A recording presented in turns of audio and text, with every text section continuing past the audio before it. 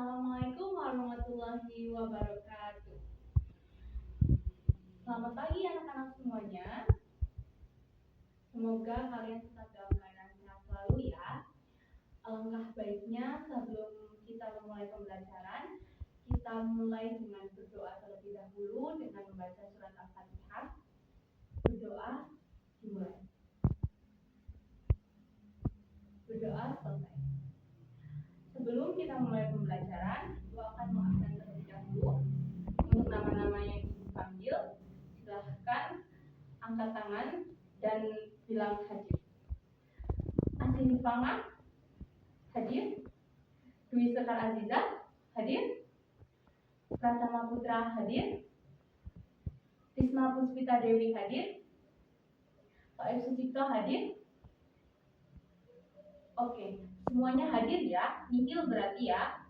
Berarti kalian semua semangat nih untuk mengikuti pembelajaran pada pagi hari ini. Oke, sebelum memulai pembelajaran, Ibu akan mengulas kembali materi pembelajaran pada minggu lalu. Apakah ada yang masih ingat? Risma? Dwi? Betul, pembelajaran pada materi minggu lalu adalah tentang zakat. Apa saja yang kita bahas di minggu lalu? Pengertian zakat. Ada lagi yang masih ingat? Jenis-jenis zakat. Yang ketiga ada orang-orang yang berhak menerima zakat. Wah, betul. Di antara yang kalian sebutkan tadi itu adalah materi yang kita bahas pada minggu lalu. Semoga kalian sudah benar-benar paham ya. Oke, pada pertemuan kali ini kita akan membahas bab baru. Bab yang akan kita bahas adalah bab tentang haji dan umroh. Pada pertemuan kali ini kita akan membahas poin-poin penting pada haji dan umroh.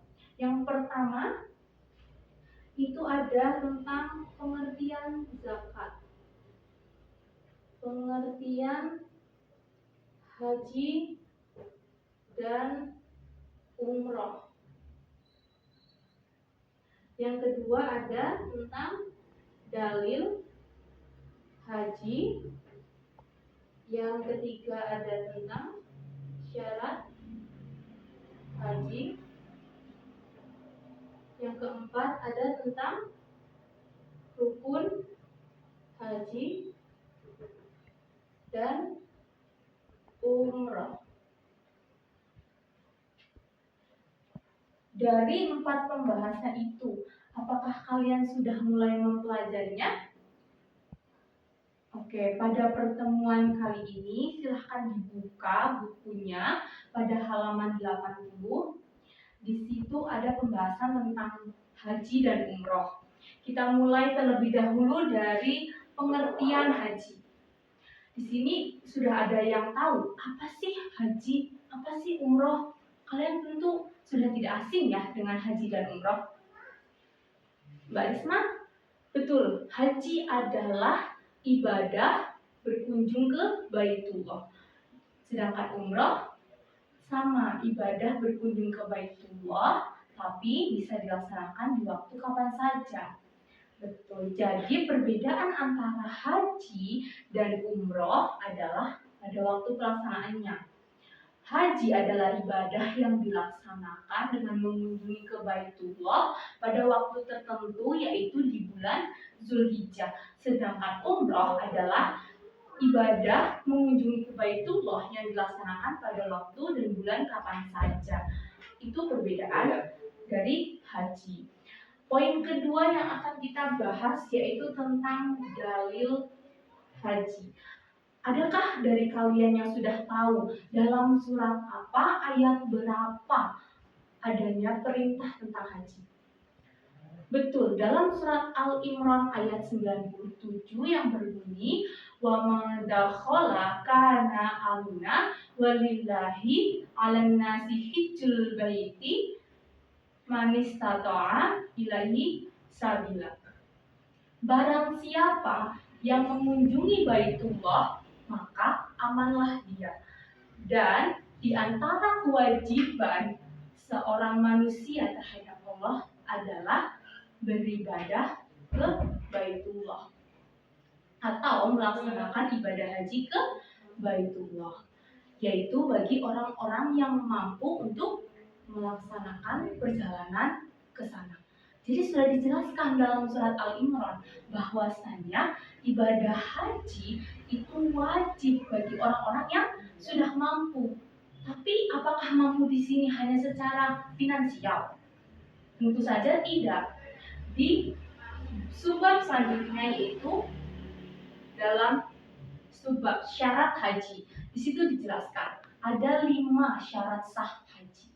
Yang pertama yaitu, ada yang tahu? Islam, betul. Orang melaksanakan haji itu harus orang yang Islam. Kenapa harus orang Islam? Karena di dalam agama Islam ada perintah untuk melaksanakan ibadah haji. Yang kedua itu ada berakal. Kenapa sih harus berakal? Karena orang yang wajib melakukan ibadah adalah orang yang mempunyai akal, orang yang tidak gila. Karena orang yang gila itu tidak mempunyai kewajiban beribadah. Betul. Yang ketiga itu ada merdeka. Apa sih makna merdeka di sini? Makna merdeka di sini adalah orang yang bebas, yaitu bukan seorang budak, dia bukan seorang tahanan. Yang keempat itu ada balik. Apa sih pengertian balik? Pasti di antara kalian udah ada kan yang balik. Nah, balik itu adalah orang yang sudah bisa membedakan mana yang baik dan mana yang buruk. Kenapa orang harus balik? Ya karena orang yang mempunyai kewajiban untuk beribadah adalah orang yang sudah balik. Betul. Yang kelima yaitu mampu. Mampu di sini itu banyak aspeknya. Mampu di sini itu ada satu, mampu secara fisik. Fisiknya harus mampu, karena melakukan ibadah haji dan ibadah umroh itu bukan suatu hal yang mudah. Kita akan melewati perjalanan panjang dan berhari-hari dan membutuhkan fisik yang kuat. Yang kedua itu ada mampu secara finansial, karena ketika kita melaksanakan haji dan umroh, kita membutuhkan biaya yang cukup besar. Yang ketiga itu ada mampu dalam keamanan di perjalanan. Jadi harus aman dulu nih di perjalanan. Kiranya nggak aman, jangan lakukan haji dan umroh. Kalau misalkan di sana nanti kenapa-kenapa atau di jalan kenapa-kenapa, lebih baik tidak usah melaksanakan haji dan umroh. Yang keempat itu ada bekal dan kendaraan. Artinya, untuk sampai ke sana kita harus punya bekal dan kendaraan. Dan tentu saja jangan sampai orang-orang di rumah pun kelaparan. Jadi artinya ketika kita tinggal haji dan kita tinggal umroh, itu di rumah pun harus cukup secara sandang pangan papannya. Untuk pembahasan selanjutnya yaitu tentang rukun haji dan umroh. Ada berapa rukun haji dan ada berapa rukun umroh? Betul. Rukun haji ada 6, sedangkan rukun umroh ada 4. Apa saja sih rukun haji? Rukun haji yang pertama yaitu niat. Betul. Niat. Niat atau disebut juga dengan ihram. Yang kedua itu ada wukuf. Wukuf di Arafah.